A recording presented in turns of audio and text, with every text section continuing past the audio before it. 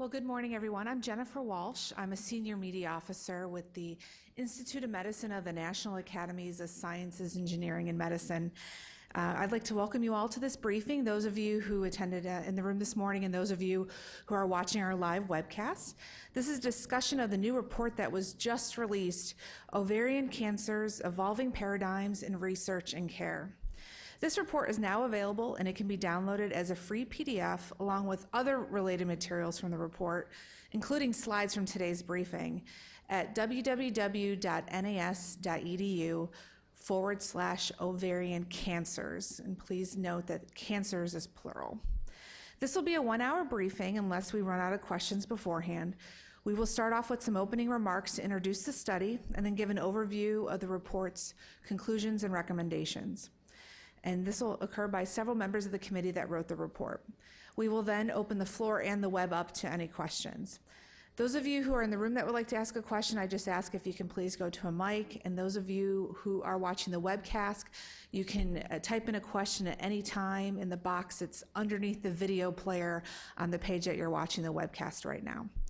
And I ask that anybody who asks a question, if you can please identify yourself and your organization. And those of you typing in the questions, please do so before you ask your questions. And with that, it is my pleasure to introduce Dr. Tracy Lustig, Study Director for this report.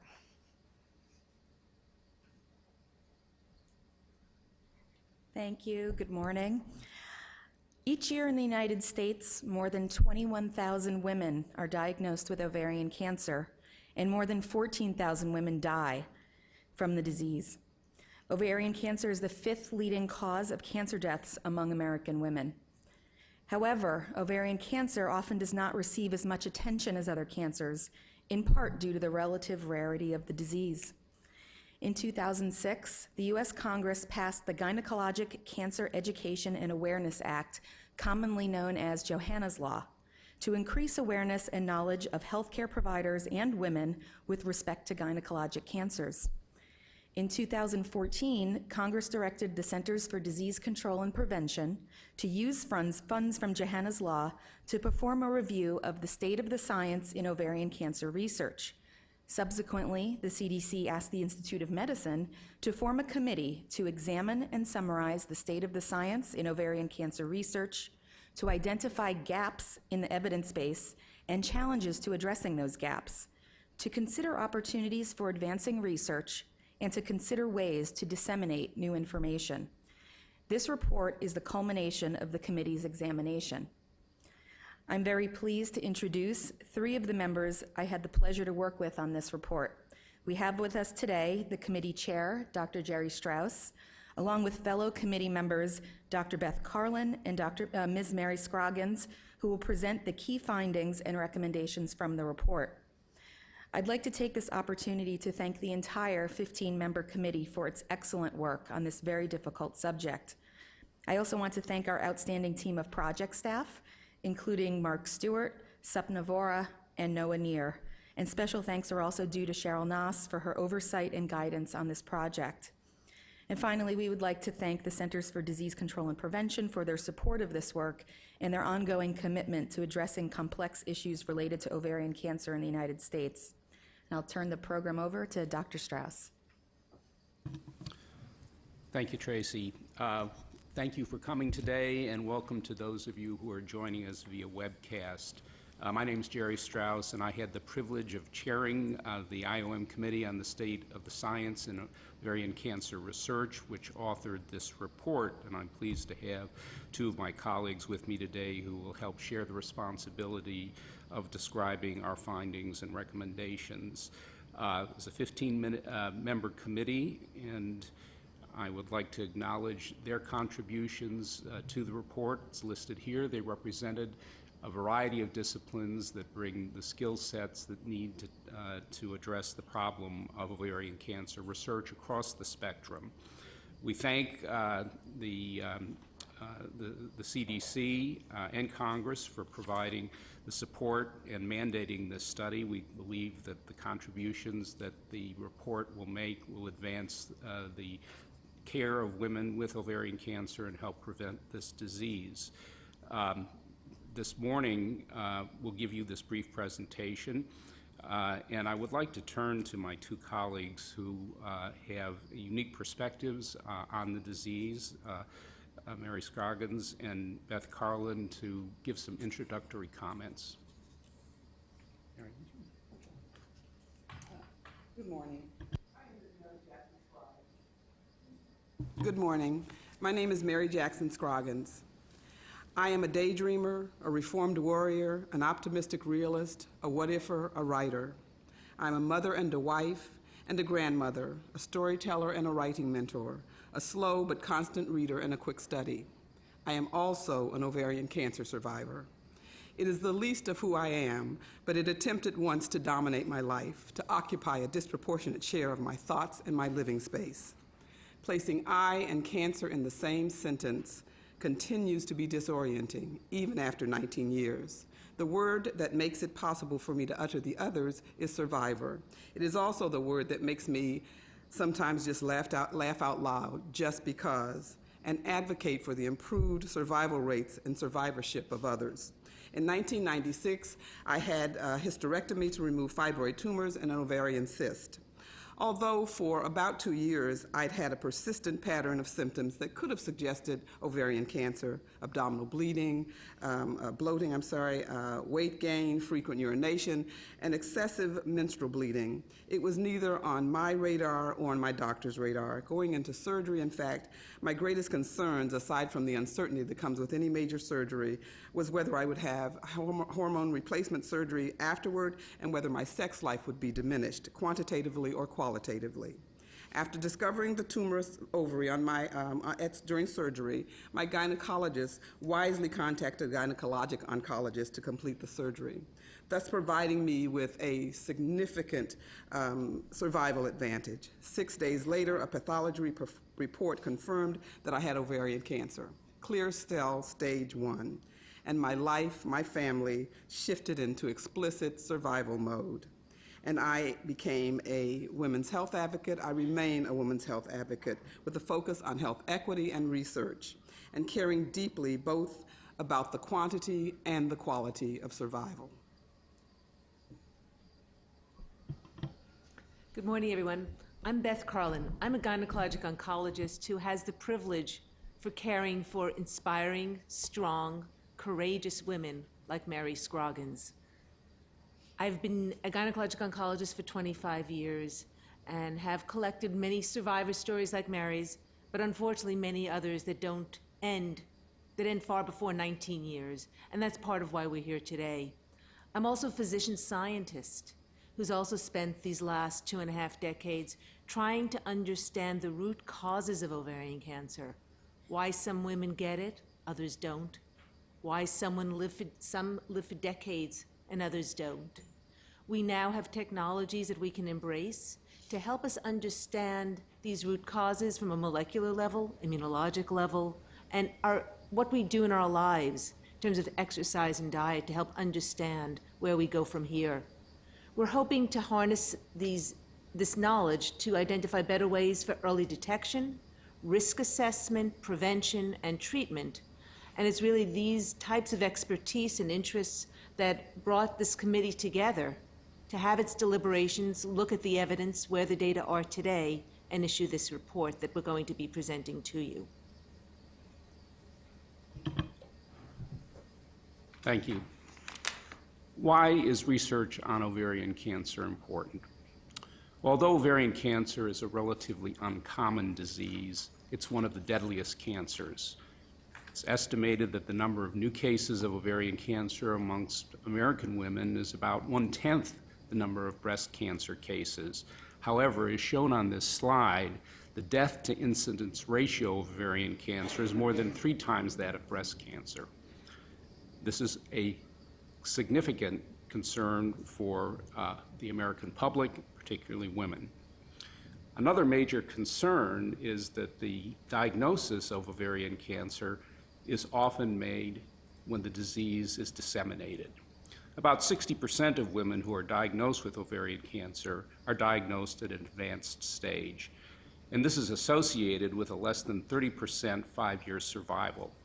The late diagnosis is in part due to the fact that the initial symptoms, as Mary described, are sometimes nondescript and don't create concern or alarm amongst both patients and their physicians. And this is another reason why improved technology for early detection and diagnosis is very important. One of the important findings of the committee and a key determinant for our future path in terms of research is that ovarian cancer is not a single disease. Indeed, it's a constellation of subtypes. And these different types of cancer have different origins in the reproductive tract and different disease trajectories.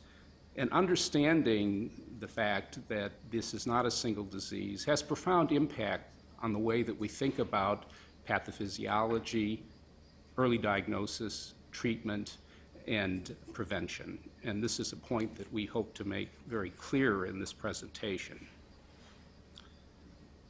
We were tasked by the CDC with the following goals: to summarize and examine the state of the science in ovarian cancer research, to identify key gaps in the evidence base and the challenges that we need to address to fill these gaps, and to consider the opportunities for advancing ovarian cancer research, including ways for translating and disseminating new findings to the broad base of stakeholders, both the medical community as well as patients and their family.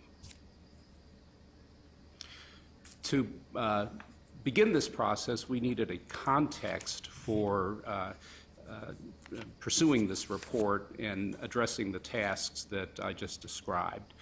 And we did this along the continuum of cancer care, starting from pre-vivorship, women who are at risk of ovarian cancer but don't yet have a diagnosis, going through diagnosis and survivorship, the secondary prevention methods and monitoring for recurrence, which is unfortunately another characteristic of this disease. While current chemotherapy regimens do induce, in many cases, remission, a significant response to the drugs, by and large, these cancers will recur and ultimately develop resistance to the standard chemotherapy regimens. This means that women will go through a chronic disease management process, and ultimately, and unfortunately, end-of-life care becomes an issue. And supportive measures throughout the disease trajectory are something that the committee felt was very important and need to be included in this continuum of care. The research gaps that we identified in our deliberations included the fact that ovarian cancer is not a single disease, the subtypes that I mentioned, and this has to inform our way of both preventing and diagnosing as well as treating the disorder. There are genetic and non-genetic risk factors that are important, and they are specific to different subtypes, and that is a fact that has not yet been fully appreciated in the literature. We need to look at screening and early detection tools. There's great need for improvement there, and again, this analysis has to be specific to the different cancer subtypes.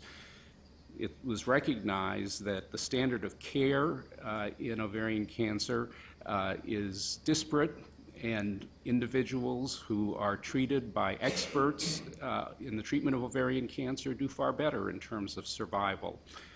Opportunities for precision medicine approaches could improve the treatment of this disease, and as I mentioned earlier, supportive care needs are very important with respect to the survivorship and the response to treatment, and that's something that we'll discuss in a little while. So our overarching concepts identified in this report were to prioritize the cancer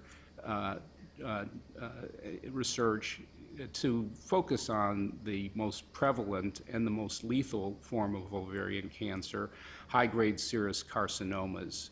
They account for 70% of the epithelial cancers of the ovary, And as I mentioned, they are the most aggressive and the most lethal.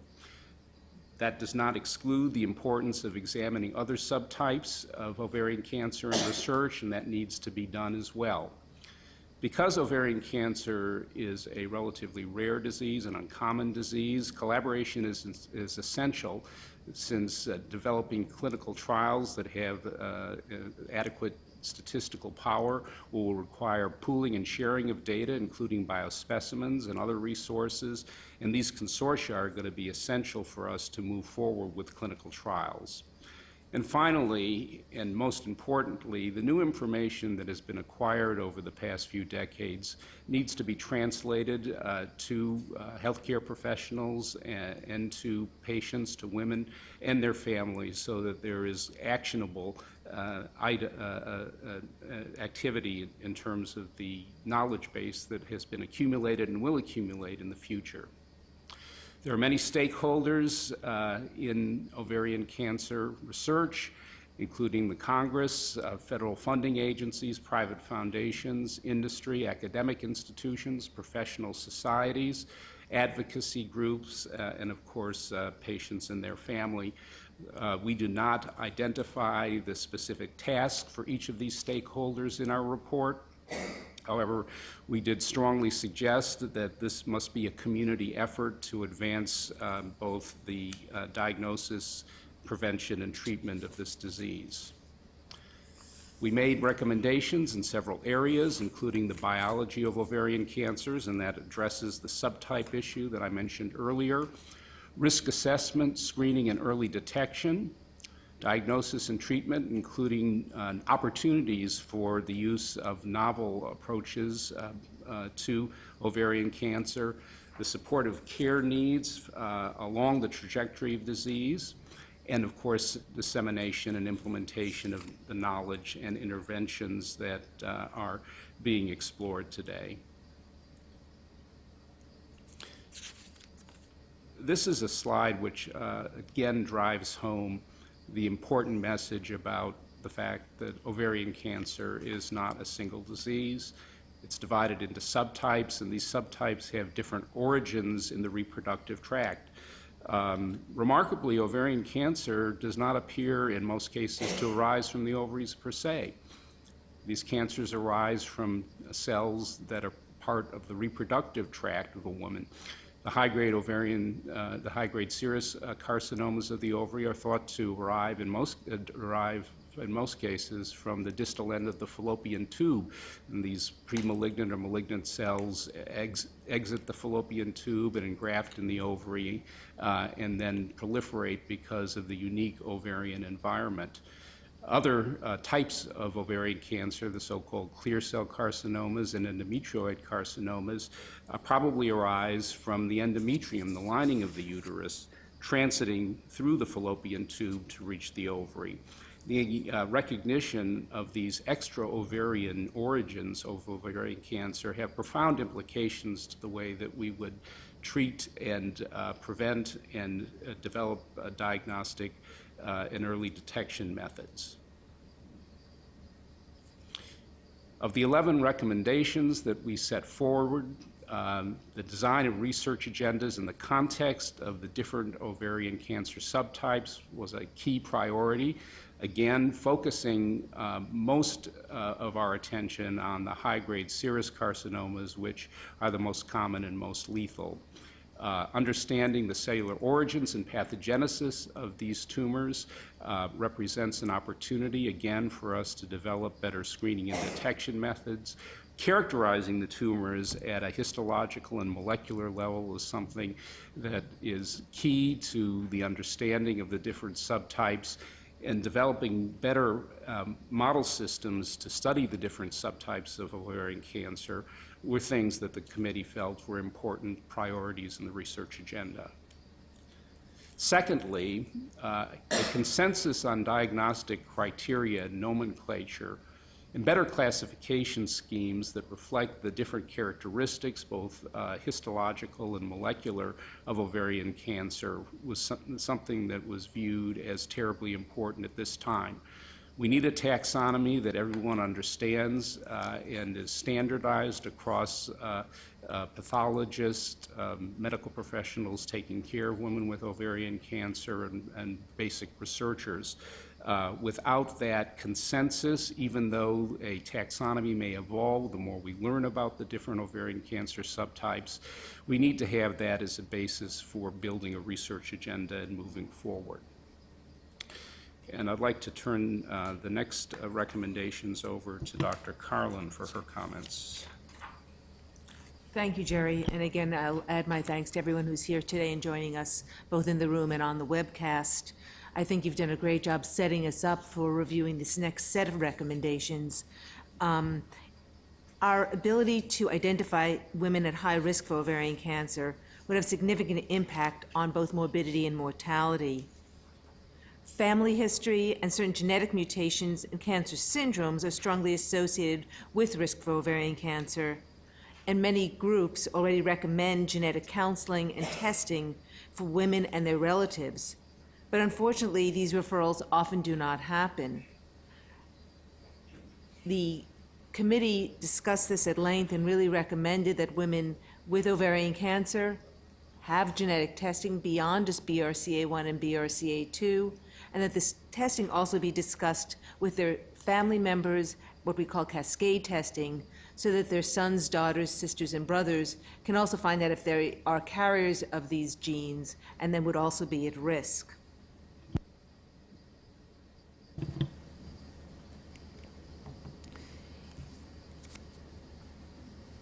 Our next recommendation notes that we must, that women really with ovarian cancer do not have, but we also know that most women with ovarian cancer do not have these genetic risks or significant family history, and that many are potentially non-genetic risk factors, such as inflammation or other factors in their history, and we don't know enough about these or the mechanisms by which they increase the risk for ovarian cancer. And going back to our need to look at these different subtypes, it's important that some risk factors be associated with certain risks with certain subtypes and others with other subtypes if we're going to really understand the recommendations to make to women and the community. Things like the genetic risk factors seem to be more associated with many of the high-grade serous cancers, but we need to understand the risk factors for all the cancers. So in recommendation 4, we call for more research to identify and better understand a spectrum of both new and established risk factors that are genetic and non-genetic, so that a risk assessment tool can be developed to determine women's risk by subtype. Are they just at an elevated risk? What behavioral, social, and environmental exposures can be avoided or modified so they can avoid ovarian cancer? Women known to be at high risk or even an elevated risk may benefit from certain interventions, both surgical and non-surgical preventative methods. Things like removing fallopian tubes or taking birth control pills are some of these types of recommendations, but recommendation 5 calls for more research to really quantify these risk-benefit balance that these approaches have for these specific disease types and populations. Again, this idea that ovarian cancer is not one disease but a constellation of disease is really a cornerstone of this report.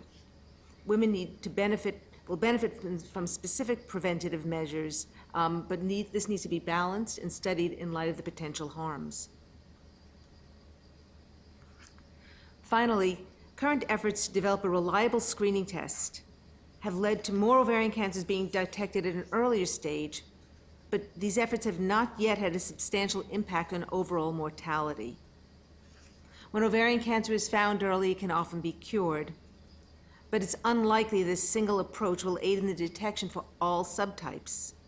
And while research and refining current methods may be fruitful, recommendation 6 really calls out the need to expand the development and assessment of early detection strategies beyond the current approaches in a way that identifies unique subtypes. As we've said, if most ovarian cancers do not begin in the ovary, doing testing that just looks at the ovary may not be able to find these cancers at an early stage. Moving on to our recommendations about diagnosis and treatment, women with newly diagnosed ovarian cancer typically undergo surgery to remove as much of the tumor that's visible as possible and then receive multiple rounds of chemotherapy. Most women respond very well to these initial treatments, but virtually all eventually experience recurrence of the disease, resulting in multiple cycles of chemotherapy and often multiple surgeries. However, women who receive their care in accordance with standard guidelines by experts in the field will have significantly improved survival and survivorship. Yet less than 1/2 of the women with ovarian cancer in the US receive current standard care. Women who receive less than the current standard of care are those who are often older, have other comorbidities, are of a non-white race, have a lower socioeconomic status, are in rural communities. Inconsistencies in treatment approaches and disparities in care delivery contribute to poorer outcomes. And recommendation 7 really focuses on research to find ways to better have consistent delivery of standard of care, just today's standard of care even, and to be able to have quality metrics around this. This will require consideration of innovative models of care, including telemedicine and improving self-management and self-advocacy for women with ovarian cancer. Recommendation 8 calls for various areas of research to improve current treatment strategies. For example, little is known about why some women respond better to specific therapies and others do not. It might be that women with certain subtypes respond differently to the chemotherapies we currently prescribe, or there may be other shared characteristics among these women that can help us predict their response. Once we can understand better which women or which subtypes of their cancers respond better to a particular treatment, we can then develop precision medicine approaches to attack each specific subtype. We also need to identify better early predictors that a treatment is going to work or not work, so that we can really personalize the approach and understand why some tumors become resistant to our existing treatments. With this understanding, we can better develop classification systems beyond our current method of classifying women with recurrent disease solely based on whether their recurrence occurred within 6 months of their last platinum treatment. Finally, more research is needed on the optimal timing of surgery for women with newly diagnosed disease, as well as on the impact of multiple subsequent surgeries on women with recurrent disease.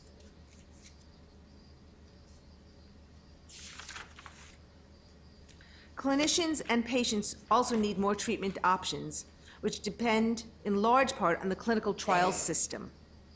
Our committee has endorsed recommendations of previous IOM reports focused on the clinical trial system, which you can read in full in the report. Much more also remains to be understood about non-pharmacologic approaches, such as diet, exercise, and stress reduction, all of which could impact response to treatment. And we heard about research that is really looking at the underlying biology and mechanisms to affect this. So in recommendation 9, we call for the development of more effective pharmacologic and non-pharmacologic therapies and combinations of these therapies. As we discussed previously, this better understanding of the basic biology and the various subtypes is needed to develop more targeted treatments, precision medicine approaches, immunologic approaches, and molecularly driven ways to treat ovarian cancer. Further, identifying markers of therapeutic resistance and exceptional responders will also help us refine these precision medicine approaches. I'll now turn to my colleague and friend, Mary Scroggins, who present our final 2 recommendations. Thank you. Thank you, Beth. Research on the acute and long-term physical, thank you. Research on the physical and psychosocial effects of diagnosis and treatment is limited. But such research is absolutely crucial for improving the quality of life of women and their families. Current research provides little insight on who is likely to suffer these adverse side effects or on how to best manage these effects. As you can see from this slide on the continuum of care, this model that the committee developed, survivorship begins at diagnosis, and that's an important point. It begins at diagnosis and should be an ongoing area of research throughout treatment and afterwards. We can't simply look at one portion of the journey or the trajectory in terms of survival. It's full-bodied, and we'll talk a little bit about that in a minute. Since women with ovarian cancer tend to have multiple recurrences, survivorship can be long-term, with many treatment cycles as well as periods of remission. And sadly, for many women, this includes end-of-life care. So the survivorship trajectory includes all these phases, from pre-vivorship, which we mentioned before, to long-term survivorship, or even to end-of-life care. And it is important that there be research on both survival, which I see as how long we survive, and on survivorship, how well we survive. It is not an either-or proposition. And then we move to recommendation 10, which calls for research in many areas related to supportive care needs of women across this trajectory that we just spoke of.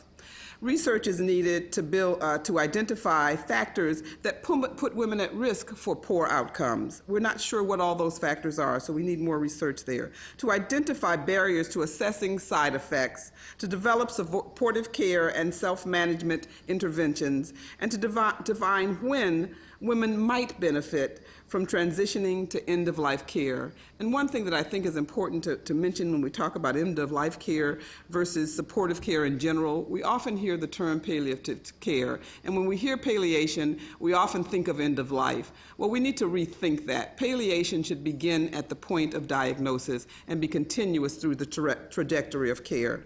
The committee also endorsed and listed specific recommendations from several other reports, IOM reports on survivorship. And going on to the last recommendation here, recommendation 11. Finally, simply gathering evidence on risk factors, treatments, and preventive strategies will not ensure that knowledge will be used. And that is that we will act on what we know. We sometimes don't. In fact, many stakeholders are not currently receiving important information and messages. Recommendation 11 calls for coordination among stakeholders to develop methods for rapid dissemination and implementation of evidence-based information and practices. Research is needed on why stakeholders are not currently adopting evidence-based practices, how to use multiple strategies to disseminate information and messages, and which newer pathways such as social media and telemedicine will be most effective. Within the final report, the committee also identifies key areas or key messages related to our recommendations that are ready for dissemination today. We don't have to wait on those. These are summarized in Table 1.1 on page 289. Thank you very much. Thank you, Mary. Okay. In closing, I want to emphasize that the committee felt that there was significant progress made in understanding ovarian cancers, but that we are at an inflection point because of new information, fundamental knowledge that helps us classify the ovarian cancer subtypes and their sites of origin. And as we mentioned earlier, this has profound impact on our thinking about screening and early detection, prevention, and treatment. The committee concludes again that focusing research in these opportunistic areas where new knowledge has opened up new pathways across the continuum of care will help improve the lives of women at risk for or diagnosed with ovarian cancer.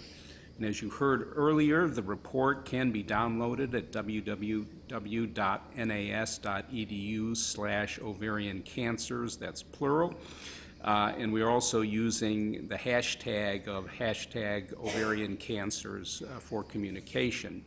I want to thank you for your attention and thank all of the members of the committee again and others who contributed to the report, who are acknowledged in the report, including the reviewers of the report as well, who helped us refine our conclusions and address important points in revision of the report.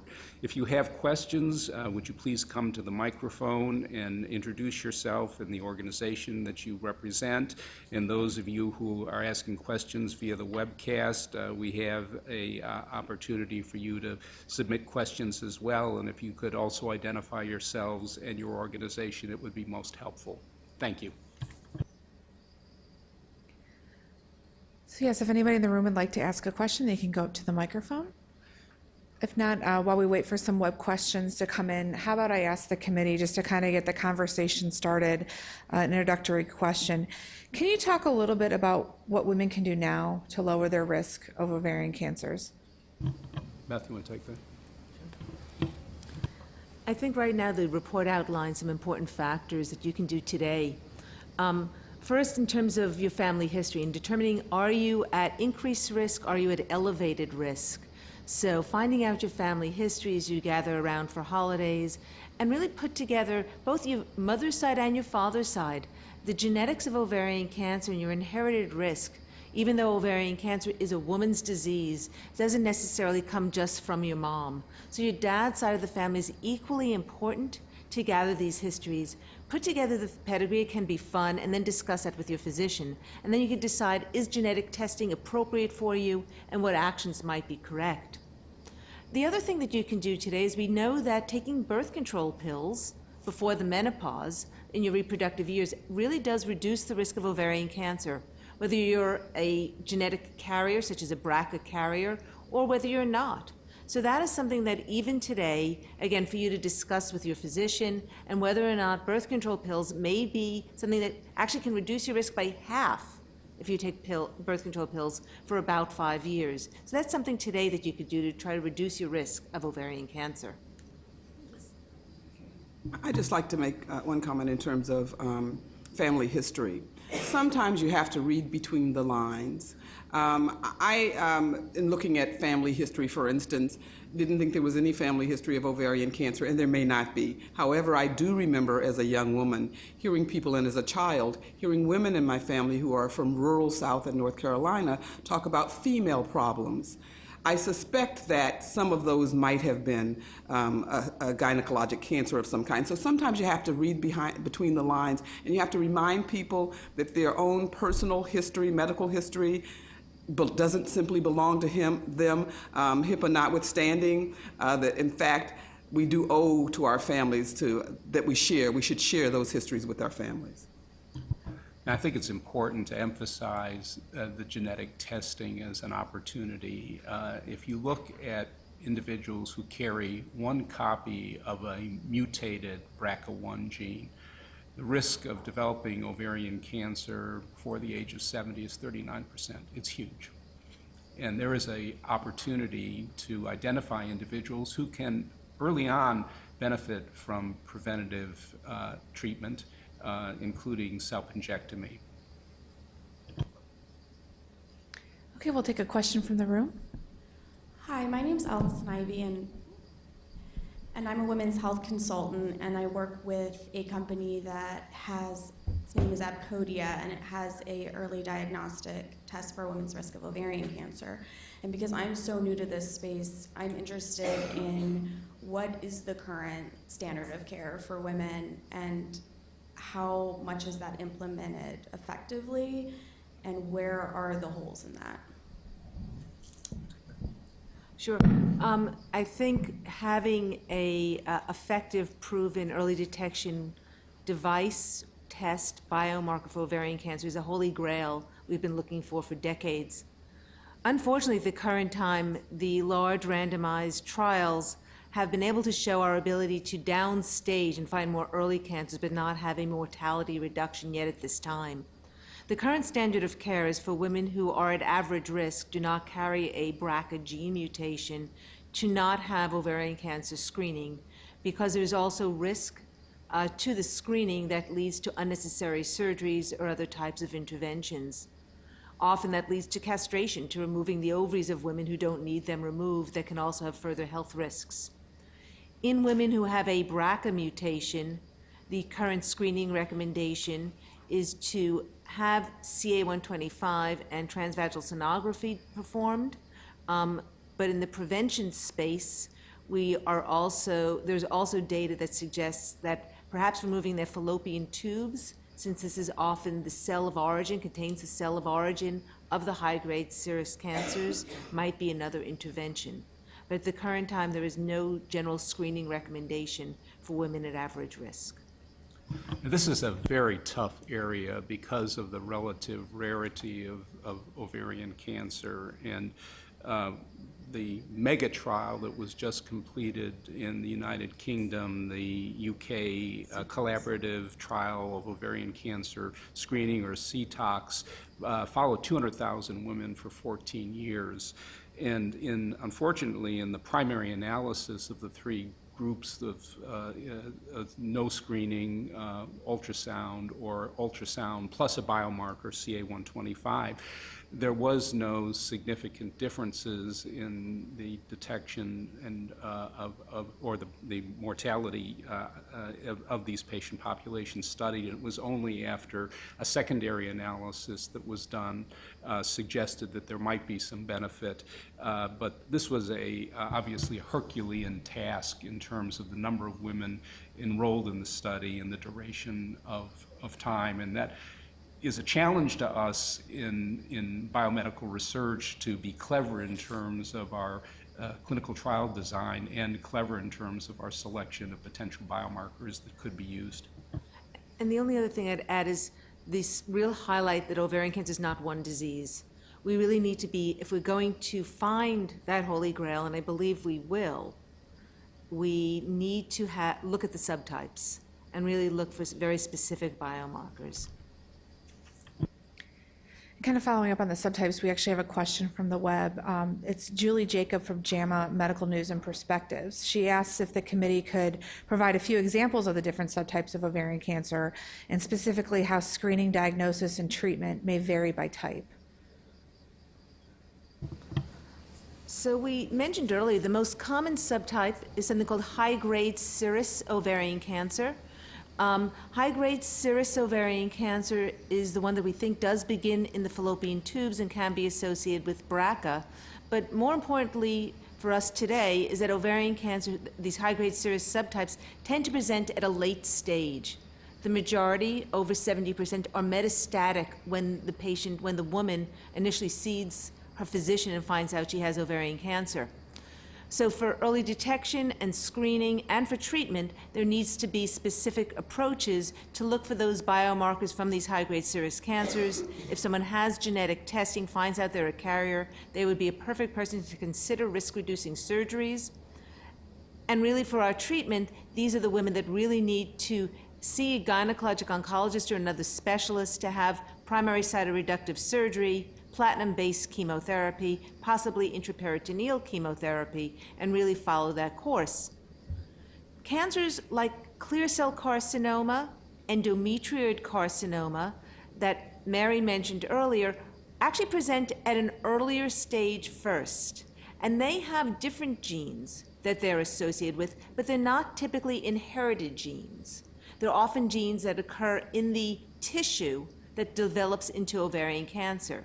So a condition like endometriosis, where the lining of the uterus, the endometrium, gets outside of the uterus and is exposed to other factors, becomes malignant cells, they're treated, again, often with surgery as the first step, which you need for diagnosis. And as Mary said in sharing with us her own story, when that's found, even if it's at stage 1, meaning it's just involving the ovary, having the appropriate staging, knowing what to do to look at the lymph nodes, to look at other common sites of metastasis is very important to those women getting the best treatment. Often still today that includes chemotherapy with platinum-based agents. However, we are looking to develop more targeted approaches since the genes involved with these tumors are quite different. Mucinous tumors of the ovary are uncommon, but also behave differently, often at stage 1. Again, we still treat them today with platinum-based chemotherapy, but we are developing more clinical trials looking at the specific molecular markers. There's another type called low-grade serous carcinoma, and it's not a precursor of the high-grade in that these tumors also have different genetics. So when we look at early detection and screening and looking for biomarkers, we really need to be looking at the molecular profile of each one of these tumor subtypes. When we look at precision medicine approaches, we also need to use these molecular characteristics as ways to target them. With that approach, we can hopefully find the tumors earlier so that women can truly be cured and live their full lives, or at least be able to treat them more effectively so they can live their full lives despite having ovarian cancer. Although we've been talking about the tissue or cell type of origin for the different ovarian cancers, it's important to recognize that the committee also was very interested in why the ovary is such a hospitable organ for these malignant cells or pre-malignant cells. It's the issue of seed versus soil, and probably both are involved. And so understanding the microenvironment of the ovary and why and how it allows these cells from different parts of the lower reproductive tract or the fallopian tubes to engraft and to proliferate and to develop the molecular characteristics of a cancer needs to be explored as well. And there may be opportunities for prevention and treatment through that line of research. At this time, oh, you have a question, sir? Hi, Mark Stewart with Friends of Cancer Research. The release of this report seems very timely, considering over the past month and year all the initiatives nationally in regards to precision medicine and the National Moonshot Initiative.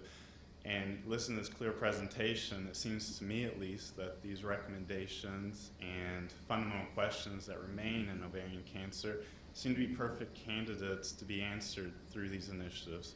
However, it was noted earlier that ovarian cancer doesn't necessarily receive the attention of other cancers. I was curious if you have any thoughts or recommendations for ovarian cancer researchers and the advocacy community to really use this forward momentum in cancer research to answer some of these questions. Thank you.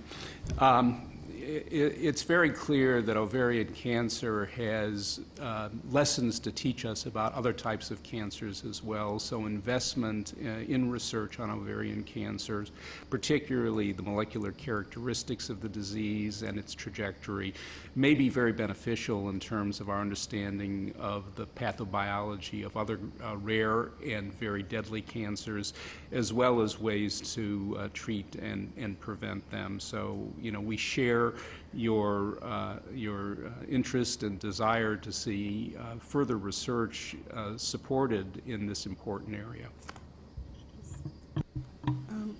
We talked about the importance of dissemination. I think this is key. I think that we have this information, we have this wonderful report here full of information and so on, and there are many opportunities out there to use the information. But unless we, as a community of people and as people who care, everyone here cares about this for some reason or you wouldn't be here. The fact that you're here and you care means that you need to help make sure that the message gets out and that people are encouraged not simply to look at the recommendations, because if you just look at the recommendations, you don't look at all the science and the other work that went behind forming these recommendations. And they're all consensus recommendations. So please encourage people that are in your network, that are your constituents, to read the report, to look it up, to see what they find, because they might find a grain of something or some research avenue that no one else has thought about. But make sure that they do more than simply read the report. So dissemination is extremely important. And advocacy groups, I think, are going to take the lead, I hope, in doing so. And just remembering that advocacy is really based on communication in many ways. So let's take this as our own sort of responsibility to make sure that the word gets out. The other comment I make in a direct response to the current national initiatives around cancer, some of the tenets that have been put forward in the new moonshot approach are the breaking down of silos. One of the things that is very important from this is that because ovarian cancer is a relatively rare disease, the need to establish consortia to pool resources with regards to these specific subtypes so we can really gain insight into risk factors and targets will really be helpful. And to underline what Jerry said a moment ago, ovarian cancer is a wonderful model because of the diversity of the various diseases for us to learn about new therapeutic approaches to other cancers as well by understanding the role of the BRCA genes in leading to cancer by causing the DNA to not repair itself. It led to the development of a new class of drugs called PARP inhibitors that kill by synthetic lethality. And while those drugs are FDA approved for women with recurrent ovarian cancer who have a BRCA mutation, the early clinical trials are actually showing that PARP inhibitors may be even more effective for prostate cancer, are effective for breast cancer, and other cancers that may have this type of genetic susceptibility.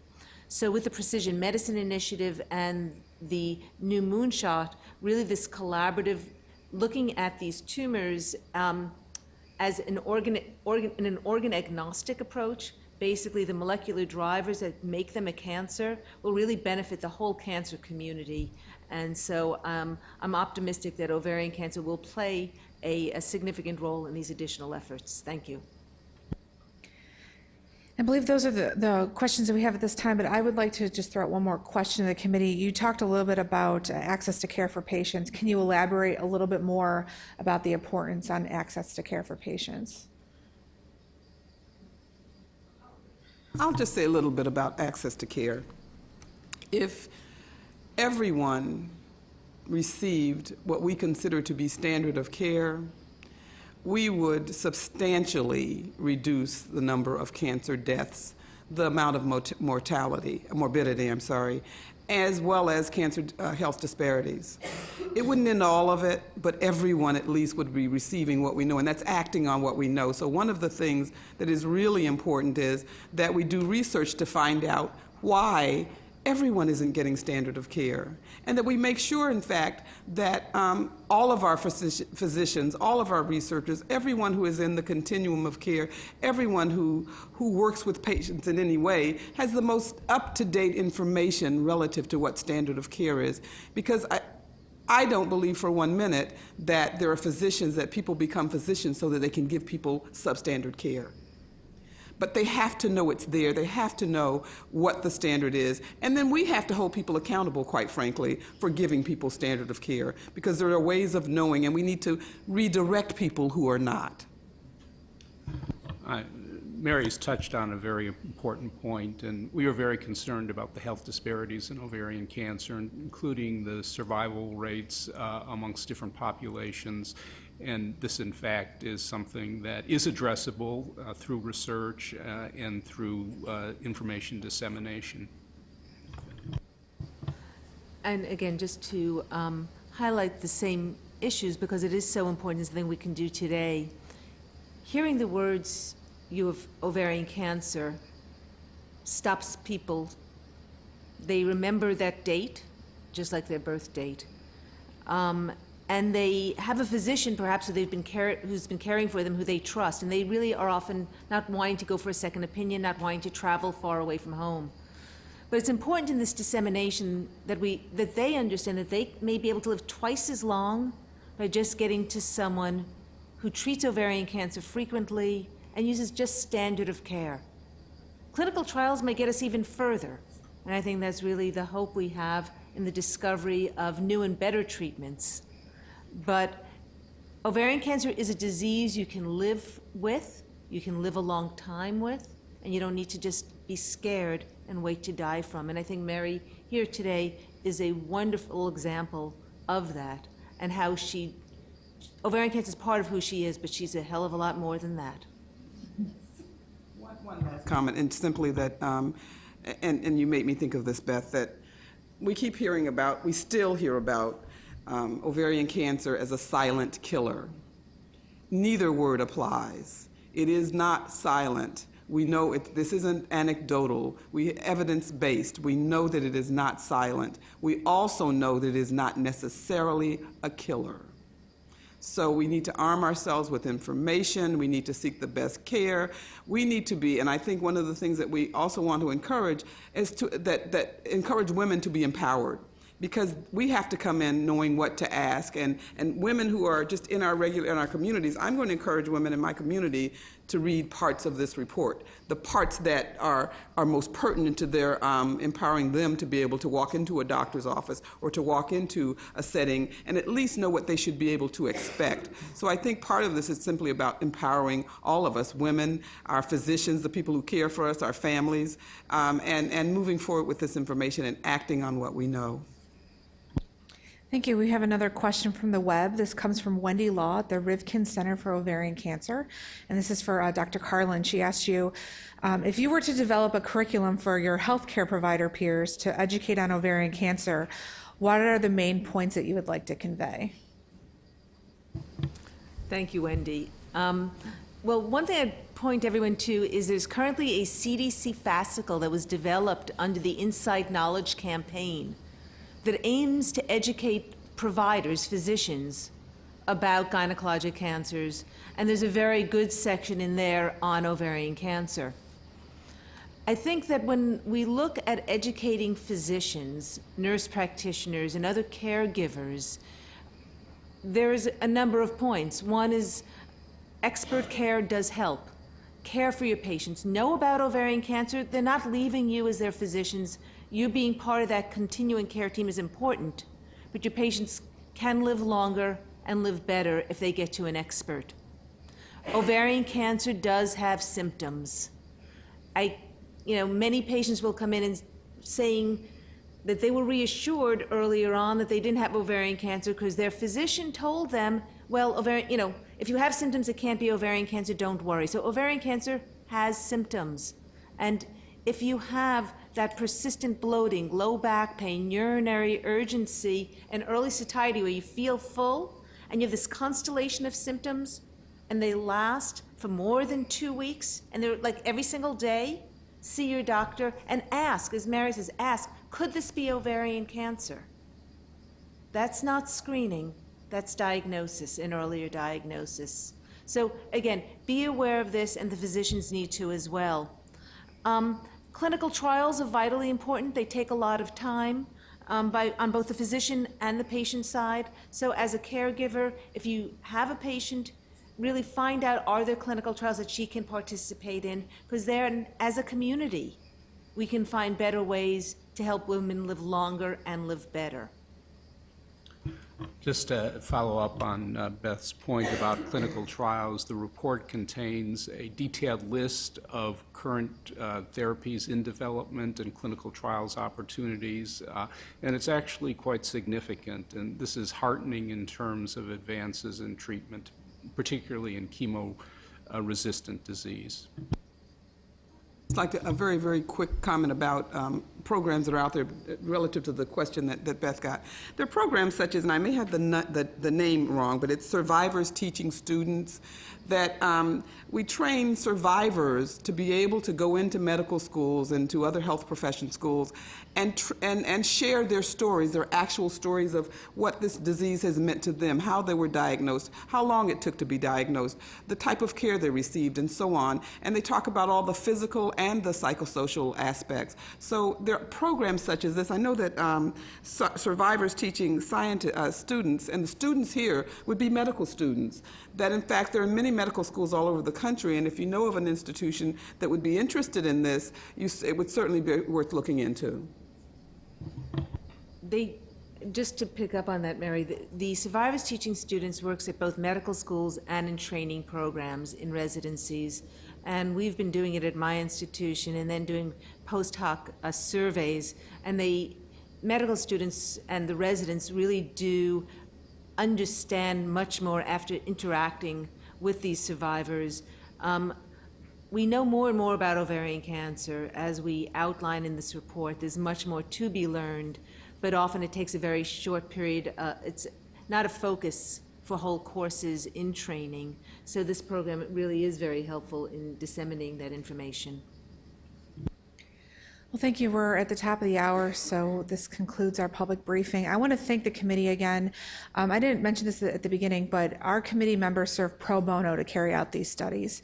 So they volunteer their time, and we really appreciate all the work that they do.